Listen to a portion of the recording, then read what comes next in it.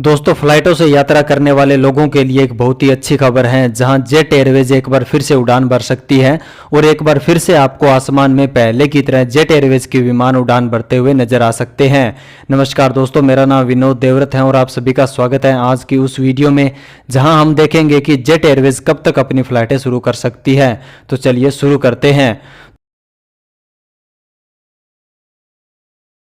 दोस्तों, jet Airways के दिवालिया घोषित हो जाने के बाद इसे जब नीलाम किया जा रहा था तो इसकी सबसे बड़ी बोली लगाकर भारतीय मूल के मुरारी लाल जालान और कारलोक ने इसे खरीदा था और अब ये एक बार फिर से जेट एयरवेज को शुरू करना चाहते हैं, जिसके लिए बाकी सभी तैयारियां की जा चुकी हैं और बस इंतजार है तो कंपनी को सरकार की मंजूरी का, जिसके मिलते ही जेट एयरवेज 4 से 6 महीने में अपनी फ्लाइटें शुरू कर देगा। शुरुआत में जेट एयरवेज 25 विमानों के साथ उड़ान को दोबारा शुरू करेगी। दोस्तों, आपको बता दें कि भारी घाटे और कर्ज के कारण जेट एयरवेज अप्रैल 2019 में बंद हो गई थी। उस समय कंपनी के प्रमोटर नरेश गोयल को एयरलाइन को बचाने के लिए 500 करोड़ रुपए की जरूरत थी, जो कि वो नहीं जुटा पाए थे और धीरे धीरे कंपनी की हालत इतनी बुरी हो गई कि वो अपने कर्मचारियों की सैलरी और दूसरे खर्चे भी नहीं निकाल पा रही थी, जिसके कारण जेट एयरवेज को दिवालिया घोषित कर दिया गया। और अब जब जेट बंद हो चुकी थी तो इसमें काम करने वाले करीब 17,000 कर्मचारी सड़कों पर आ गए थे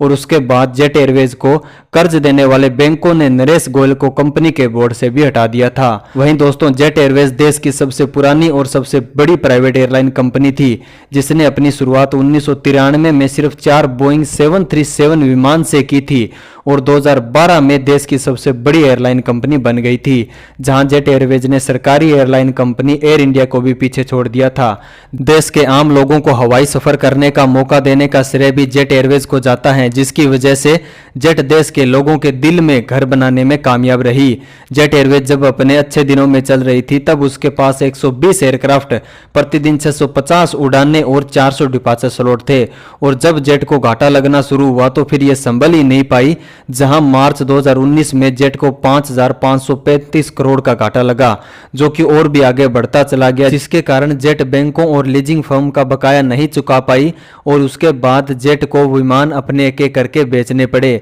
और अंत तक उसके पास 120 में से महज 16 विमान ही रह गए। लेकिन अब जब ये दोबारा शुरू होगी तो नए मालिकों की नज़र डोमेस्टिक सेक्टर के साथ साथ इंटरनेशनल रूट्स पर भी रहेगी, जिसके लिए जेट एयरवेज को नए कर्मचारियों की भी जरूरत पड़ेगी और बहुत से नौजवानों को यहां काम करने का मौका मिलेगा। दोस्तों, एयरलाइन के एक अधिकारी ने बताया है कि जेट एयरवेज को अभी 3 तरह की मंजूरी मिलने का इंतजार है, जो कि उसे बहुत ही जल्द मिलने वाली है। जहां सबसे पहले एयरलाइन को एनसीएलटी से मंजूरी लेनी है और उसके बाद सिविल एविएशन मिनिस्ट्री और डीजीसीए से। इस मंजूरी के लिए एयरलाइन को सरकार के सामने रेजुलेशन प्लान रखना होगा, जिसके आधार पर फ्लाइटें शुरू करने की मंजूरी जेट एयरवेज को दी जाएगी। तो दोस्तों, जेट एयरवेज को फिर से शुरू करने के लिए जेट के नए मालिक पूरी मेहनत कर रहे हैं, जिसको देखकर लग रहा है कि बहुत ही जल्द उन्हें इस मेहनत का फल भी मिलेगा और जेट एयरवेज फिर से उड़ान भरती हुई नजर आएगी। वहीं दोस्तों, जेट के शुरू हो जाने के बाद टिकट रेट में भी काफी कमी देखने को मिलेगी,